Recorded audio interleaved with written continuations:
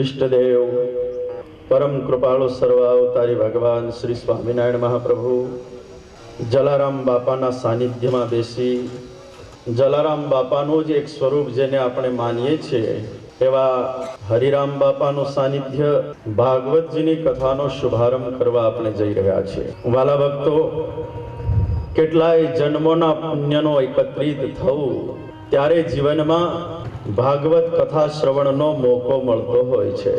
સૌથી પહેલા ધન્યવાદ તો એ આપવા ઘટે કે આ કથાના હેતુ બહુ સરસ છે। કોઈ ફંડ ભેગું કરવું, કોઈ નામનાઓ મેળવવી, સ્ટેજ ઉપર જઈને હાર પહેરવા, કોઈ ભાષણબાજી કરવી, આવો કોઈ હેતુ નથી આનો।